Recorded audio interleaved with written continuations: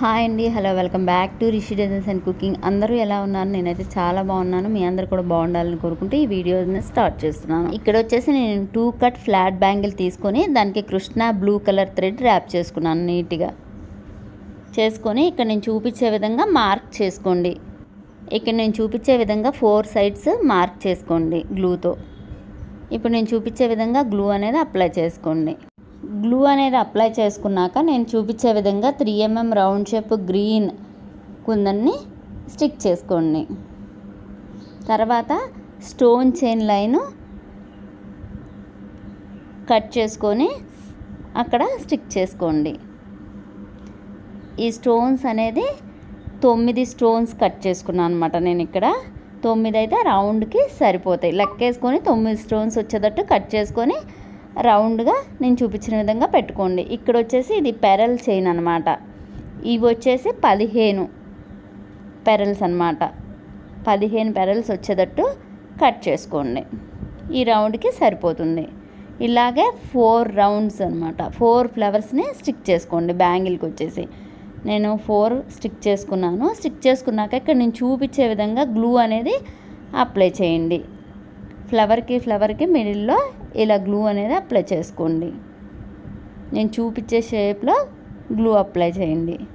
చూసారు కదా, నేను 4 సైడ్స్ ఇలా గ్లూ అనేది అప్లై చేసుకున్నాక ఒక 2 minutes ఆరనివ్వాలన్నమాట. బ్యాంగిల్ని ఆరనిచ్చాక జద్దోసి స్టిక్ చేయాలి. లేకుంటే అటు ఇటు జరుగుతుంది అనమాట.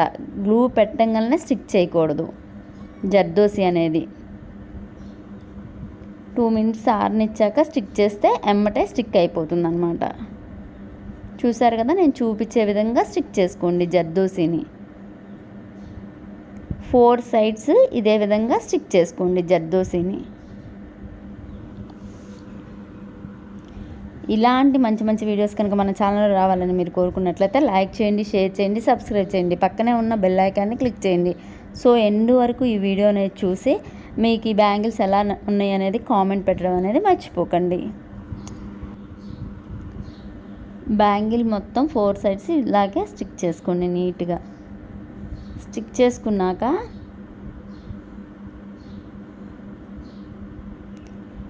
6K ఐ షేప్ కుందన్ నేను చూపించే విధంగా గ్లూ అనేది పెట్టుకోండి.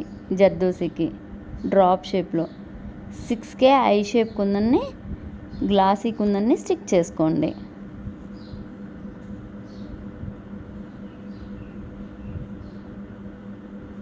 ఇలా అటు 2 ఇటు 2 4 వస్తాయి అన్నమాట. దీనికి కూడా అంతే 4 వస్తాయి కుందన్స్ అనేది.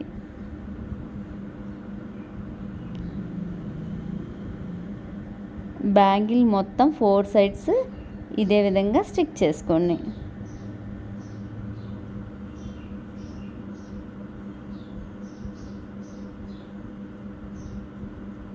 మొత్తం నేను స్టిక్ చేసేసాను బ్యాంగిల్ మొత్తం. ఇప్పుడు వచ్చేసి ఇక్కడ ఈ జర్దోసిస్కి మిడిల్లో B7000 గ్లూ అనేది అప్లై చేయండి.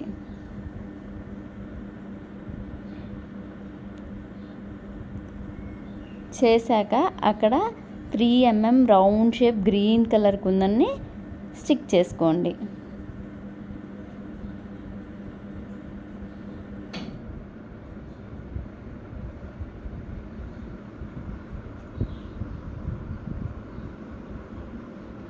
చూసారు కదా, బ్యాంగిల్స్ కంప్లీట్ అయిపోయాయి. కంప్లీట్ అయిపోయాక వాటి లుక్ అనేది చూసేయండి.